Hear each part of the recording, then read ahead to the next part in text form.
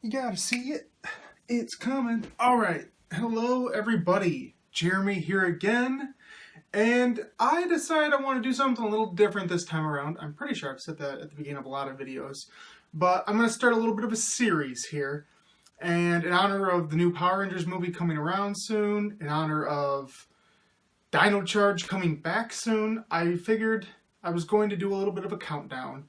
I'm going to start today. There's going to be multiple parts because everything that I want to say I could not possibly say in one video. You would be here for hours. I do not want to subject you to that much of me. You already get plenty of me.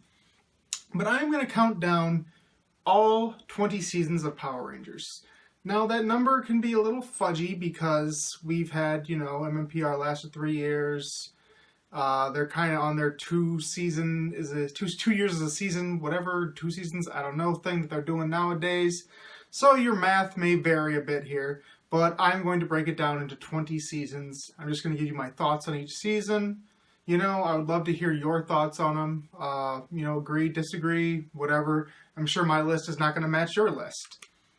But I'm going to go starting at number 20. And we are going to go to very recent stuff here, folks. And we're going to go hard because we're going to talk about Power Rangers Samurai. Yes. And when I say we're talking about Power Rangers Samurai, I mean we're talking about Samurai and Super Samurai, because realistically speaking, it was one story. They just found a place to break it, and that's, 20 episodes here, 20 episodes there, about the length of a regular season. I'm going to count as one. Now, here's the thing.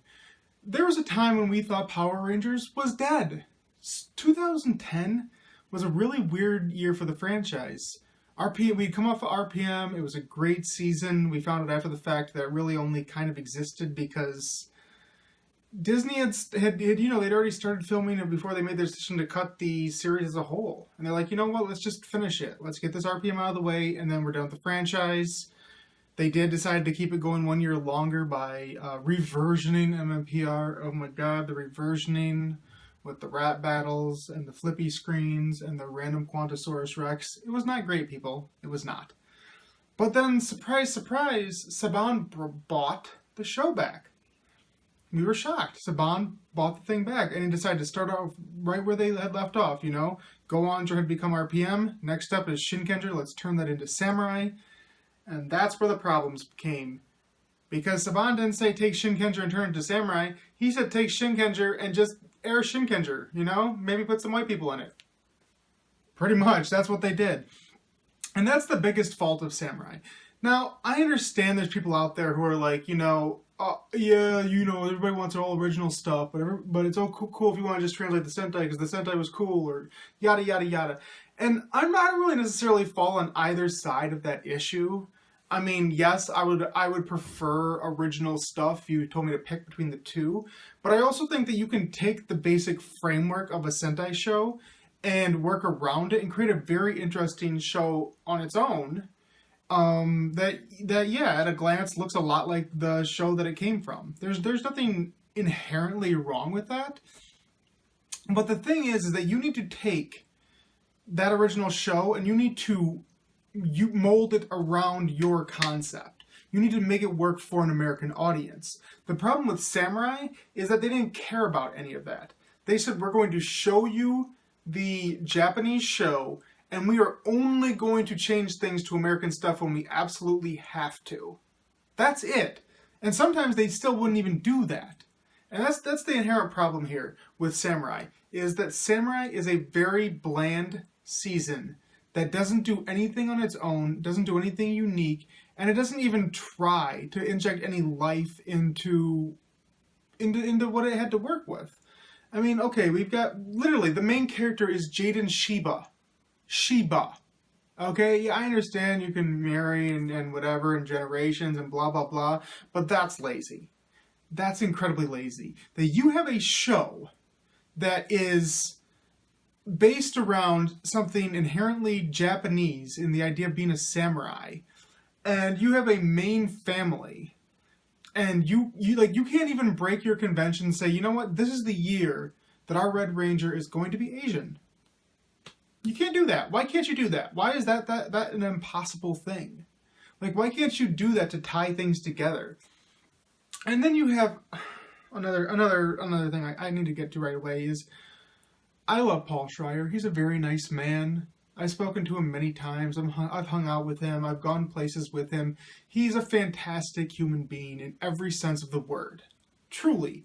And I was always the type of kid that actually gravitated more towards Bulk and Skull than some of the Rangers because they actually had more range and more interesting things to do and more variety to their stuff, and they really committed to the role.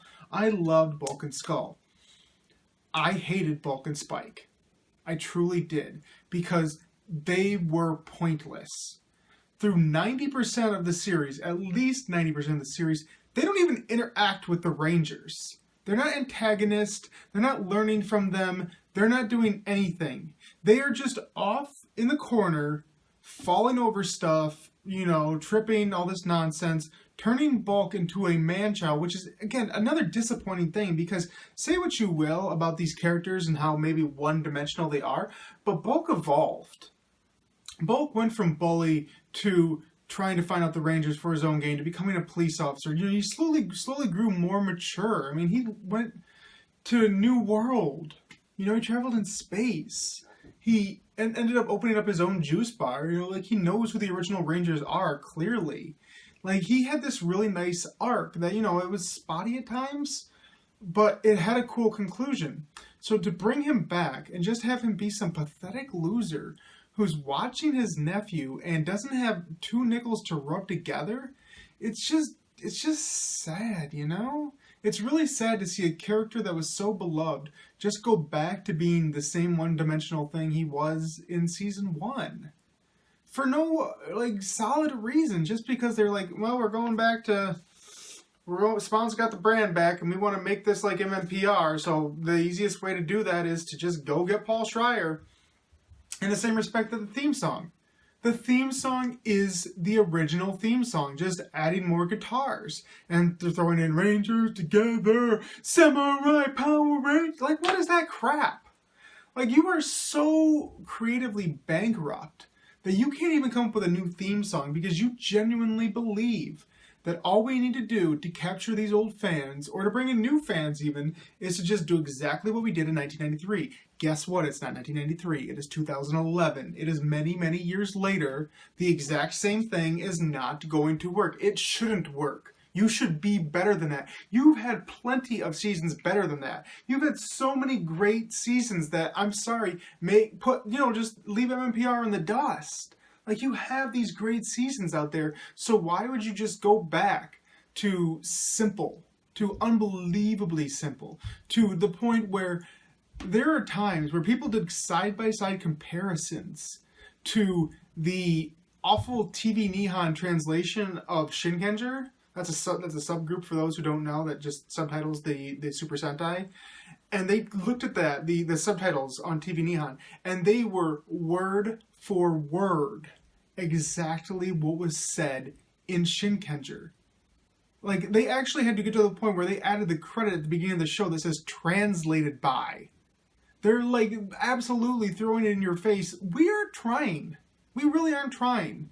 We're just taking all the footage that we can use morphed, and we're throwing it in there, and then only when we absolutely have to are we inserting our American actors. That's it. Who cares if all this ceremonial stuff or all this stuff that's inherently samurai that we don't take a time to explain, because the Japanese didn't take time to explain it because it was part of their culture. It was ingrained into their culture. And we're not going to explain it even though it has no context to American audiences. And, we're just going to throw it out there and show it to you. That's it. That's cool.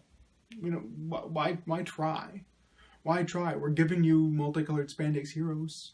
That's all you really want, right? Who cares about character and plot and blah, blah, blah? Okay, again, they have a mentor character. His name is G, but again, most of the time they just call him Mentor. In what real life event do you actually refer to somebody as Mentor? Hey, Mentor. What's going on, Mentor? You want to go to the beach, Mentor? Hey, Mentor. I'm going to go to the store, Mentor. Do you want anything, Mentor? All right, see you later, Mentor. That doesn't happen. People don't talk like that. That's not human beings. And then we're talking about the actual characters, and one of the worst offenders of the bunch is Mia, who Okay, like, this is the entirety of her character. I can't cook. A lady who can't cook. And you know why it's a problem that she can't cook? Because the only goal that she has in her life is to get married. She wants to be a kept woman. I'm sorry. You don't have to want to be a CEO. You don't have to have these grand designs of ruling the world or all that nonsense. But if the only thing in your character, the only thing that defines who you are, is having a man to define you, then you are pathetic. You are garbage. You are not an actual character. That's who Mia is. They just play that dumb joke over and over again of, I can't cook, I'm stupid, I can't wait to get married. And that's her effing character. That is it. That is garbage. Crap. And then you have I'm sorry, in the podcast, we've done interviews with these rangers. And we've been told on multiple occasions, you've heard it if you've listened to the podcast and our interviews, that there are times where these actors are told to act poorly, to actually make their acting over the top and nonsensical. And I want to believe that's true with Naji Tej, is that his name? Because the way he talks like this all the time, it sounds like that's his way of adding gravitas to the situation. When in reality, he just sounds like that kid from Malcolm in the Middle who can't breathe very well.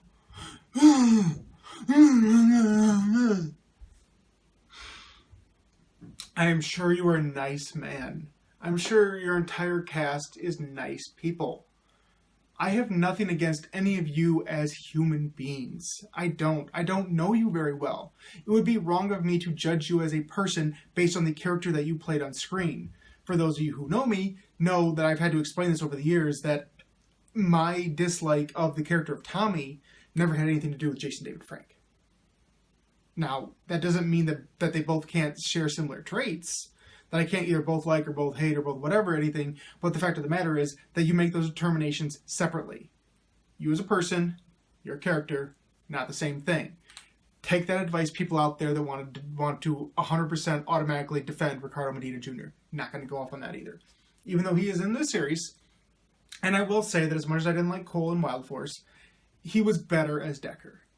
He fit the villain role fairly well. But again, the villains have no character, just like the Rangers. We have a main villain that spends the entire time sitting on a boat until the very end. Oh, and guess what? Remember how we were talking about how we just want to be MMPR because we have nothing creative? He has headaches all the time.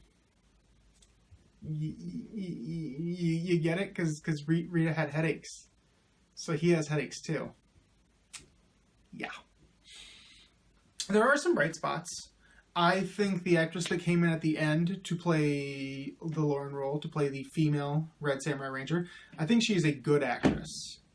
I think she is she elevated the role, which again wasn't much. It was only there for a few episodes. I thought she had some very good conversations. You could actually see her emote as it pained her to realize that, you know what, I'm here.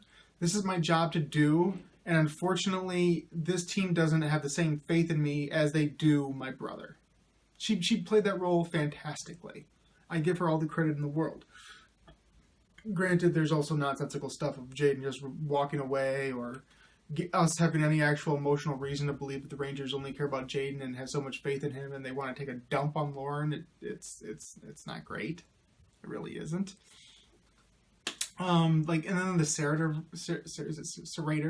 the villain, he's just very generic. I'm sorry, we've had too many villains over the years that are just, oh, I'm the villain who's clearly almost as strong as the main villain, and I actually am going to screw over the villains and take over for myself, and then, oh no, the main villain actually was stronger and I died. Oh, the humanity, my hubris, it ate me up. Blah, blah. Seen it all before. And then the Decker, and then, gosh, I can't remember the chick's name. I'm sorry. But, their whole relationship, it just felt very, very bland, very forced. Just underdeveloped. Another big issue is that the split. The thing is they decided that they wanted to split Samurai, Shinkenger, into Samurai and Super Samurai. And they didn't know where to put that split. And it seems to me that they had a clear line of demarcation that they wanted to get to. And that line was the power-up mode. The power mode where it's just like where it's like a little white jacket that any one ranger can use at any one time. Their whole concept was we're going to debut that at the beginning of season 2, and that's how we're going to say this is Super Samurai. Again, creative naming, guys. Really, just throwing super in front of it. You're amazing. You're about as creative as Fuller House. But the thing is that the footage didn't dictate that split as well as they wanted it to. Again, they were being so lazy with the way they translated the scripts that they didn't have any wiggle room. So what happened was they actually got the black box. Again, fantastic naming, guys. You're doing a great job. And they just had Antonio. Oh, by the way, yeah, Antonio, guy who randomly says Fantastico because that makes me Spanish all of a sudden because I just like to spout a random Spanish word once in a while. Oh, look at me. Awful character. But they had him work in the black box. So they would just have episode after episode after episode because they had to kill time where they would just say, oh no, the Rangers are still fighting normal mode. Oh, what's San Antonio? Oh, he's just working on the box. What's he doing in the next episode? Oh, he's still working on the box. Well, the next episode, oh, box again, guys, box again. It just was very disjointed. They didn't, they weren't able to write around the scenes to put the split where they wanted it, and it just felt very, very just lazy. I think that's my word for the whole season as a whole. Samurai is lazy. Samurai is very lazy. It genuinely believed that you just take the new Sentai, you slap a coat of white people on it, and you just throw in conventions from MMPR, and bam, you've got a season. People are gonna eat it up. They didn't. They really didn't. On one hand, I was happy that Saban had the brand back. It was cool to know that it was going to continue. It was cool to know that our podcast had stuff to talk about beyond, because there was a time where we thought we were almost done. But, if you're not going to put forward any effort, why am I supposed to care? 2 years down the drain. That's why you, Samurai, are the worst season of Power Rangers of all time. Moving on to number 19. We'll do one more in this video. The next season. Megaforce and Super Megaforce. Again, this is a little fudging of the rules because they actually had different suits in each season. Even though it's the same cast, and you can say other seasons have carried over cast. Why would you separate those if you're not going to separate if you're going to separate these? Why don't you separate those? I just put it all together because it's 40 episodes. There's not a lot to talk about here that's super remarkable. It just feels like it fits better that way. So I'm going to put Megaforce and Super Megaforce together as number 19 on the 20 worst seasons of all time. Why is it number 19? A lot of the same reasons as Samurai. A cast that was just not allowed to do anything. Again, we've talked to these cast members and they've said, we wanted to do more stuff. We wanted to freaking change our clothes and they wouldn't let us do that. Apparently we're Simpsons characters who don't have a second pair of clothes. I'm always in my blue polo shirt. Gia's always in her leather jacket, which, again, we keep talking about creativity. So Samurai has Mia and Emily, and Megaforce has Gia and Emma. Yeah, racking the brain there for really cool, creative girl names, aren't we, guys? Yeah. Megaforce actually showed some promise early on. I actually saw some stuff where I'm like, okay, these episodes aren't exactly like the Sentai versions, and I knew they were obviously going to have to change some stuff since they were going to take Go Sager and Go Kaiger, the 34th and 35th Super Sentai seasons, and they were going to change each of them into a 20 episode Power Ranger season, which is a Herculean effort because those shows are 47, 48, 49, 50 episodes in Japan, and you're going to turn them into 20 plus a couple of clip show holiday specials. That's hard work to do to try to make that cohesive. And the problem is they didn't do that work. They did not put forward that effort. They took 40 whatever episodes of Go Sager and they said, we are just going to cherry pick episode here, episode there, blah, blah, blah, and that's going to make our season. The thing is that if you cut down that much to that much, and you don't add anything of your own, anything unique to develop these characters, then they're all going to come off as wooden and one note and bland and just not have enough time devoted to any of them because you're lucky to get 2 episodes focused. That's it. That's all you're going to get. And it showed. It really, really showed. And I feel bad for characters like, say, Robo Knight, who, as the Sixth Ranger, comes in late, and even worse for Cameron Jibo as Orion, because he's an actual human actor, who comes in late into the middle of a season and only has a few episodes to create a character, you're not going to get a lot there. You're just not. And, the one thing I'll say is, like, Robonite, like, he stole his scenes. Well, like, he was just that voice, that he was the, what do you call it? The straight man in a comedy, like, bit, where he didn't get things. He was like Drax in Guardians of the Galaxy, nothing gets over my head, sort of thing. And it was funny, there were some funny moments. And funny moments like that are probably one of the few reasons why I would rate Megaforce over Samurai. And then another problem, like, you've got this first season of Megaforce, and one of the unique things about Ghost Sager was that it had 3 distinct groups of villains. It had the aliens from space, it had the aliens from Earth, and then it had the robots sort of stuff. And they did all of them in Megaforce. Think of that. 3 villain groups, 20 episodes. That means each villain group gets less than 7 episodes. Now, you tell me, do you think in the history of Power Rangers, any villain group could get enough time to develop their characters, to become genuine threats, and to feel like their place there was necessary and effective in 6 or 7 episodes? I don't think that's possible. I don't think anybody should think that's possible. I don't think it's fair to them. I don't think it's fair to anybody. But that's what they did, because we are going to smush it down and we're going to make it work. And once again, we're going to have characters with no personality. And to make matters worse, going back to the theme of just use MMPR, again, theme song. Same theme song as Samurai, which was the same theme song from MMPR. You take that MMPR theme, you add some guitars, and then you just throw in Earth's Defenders Never Surrender, which is just as good as Samurai Together, Rangers Forever, blah, blah, blah, ever, ever, ever, ever. Really, really clever. Not really. Sorry, not sorry. I guess that's what the kids say. But, and then you just, like, you just have these episodes, right? Like, these episodes where these Rangers go to this base, and their leader Gosei, which, okay, how freaky is it that their leader on the wall is their morpher? Like, we'll just think about that if the Power Rangers had, like, tiny Zordon heads in their hand, and that's what they morphed with. That's creepy. That's really creepy. And then you have a dumb little robot, because that's what Zordon had. And then whenever like, the most infamous thing from that is the old, there's an easy explanation for that. Because that's the joke of the series. There's no explanation for anything. Why did Jake go from black to green? No reason. We're not going to tell you. God forbid we ever tell you anything about what's going on. No, we're just gonna throw these Rangers at the villains. They're going to have very few scenes where they're actually unmorphed. Like, and then when they do, like, it's insulting. Like, they have a teacher who barely even exists there. Like, why did you even hire this actor if you're never going to use him? And then, like, you actually have a Froyo spot run by a guy named Ernie. Like, inherently, it's not the worst thing in the world. But again, it's insulting, where you think, oh, we just used the name Ernie again, and fans are going to love it, just like they love Mystic Mother. They're not. Like, they need more than that. Like, yes, little kids are probably going to eat up whatever you give them, but they're not stupid.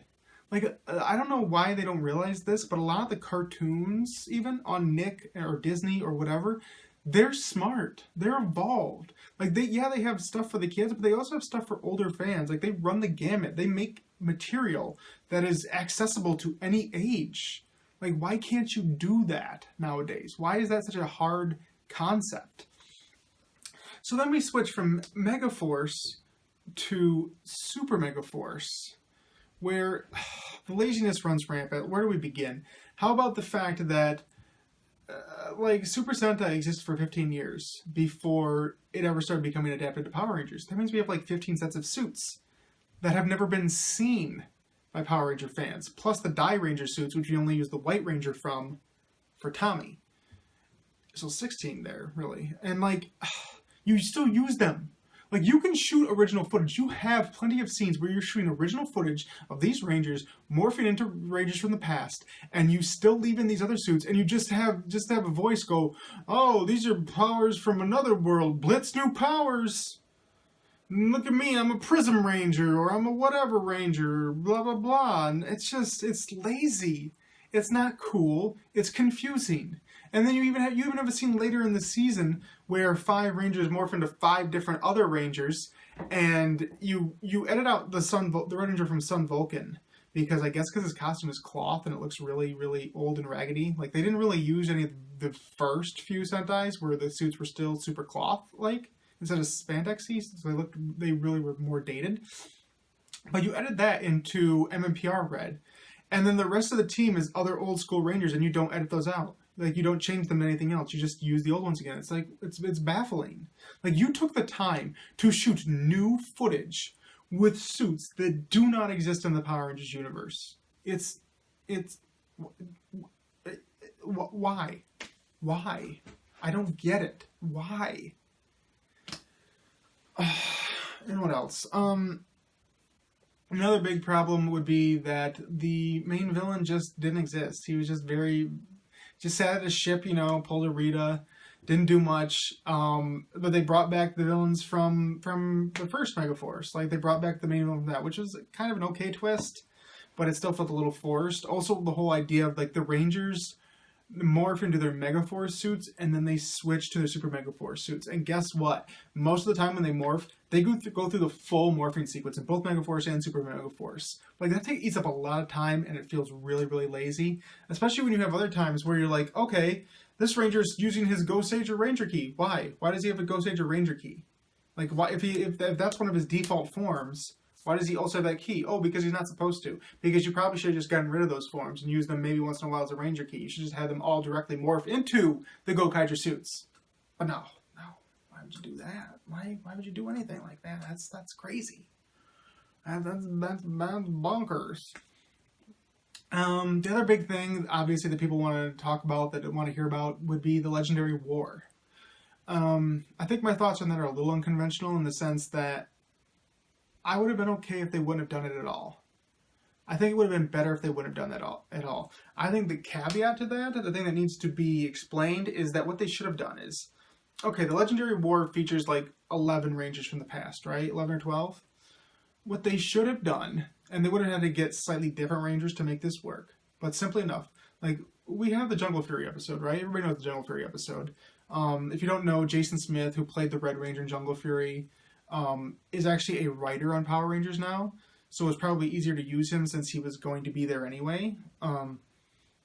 But they actually did a full tribute episode where he showed up and he helped them and he trained them, and they really earned the Jungle Fury powers. And that was great. Like, why didn't you do more of that? Like, instead of flying a bunch of Rangers out at the last possible second, and this was obviously the reason why, because they didn't think this was a necessary thing that they did at the last possible second after they got backlash from the fans, wondering why they didn't use any other Rangers in this supposedly big, fancy 20th anniversary season.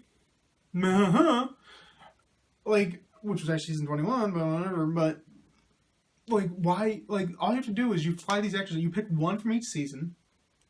You can still do 12, because, I mean, you'll have to fudge things a little bit, since in the early seasons, some people had multiple and whatever, but you could still do it. Get out with the same number of actors, and just have one per suit, sets of suit, and bring them back.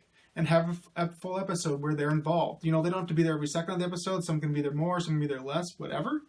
But just get one actor from each season. That's all you gotta do. Get one. It shouldn't be that difficult to find just one from each season that is willing to come out for a day and shoot stuff. But do that, so that the actual gravitas of the anniversary is there. And then you get to the finale, and, you know, maybe you film some stuff while they were there for their one episode of them standing there, you know, in their suit, whatever, if you want to, but you don't even have to do that. And you can have the legendary battle with nobody taking their helmets off. That's fine. Because you've already earned that moment by having all those other episodes. That's what you should have done.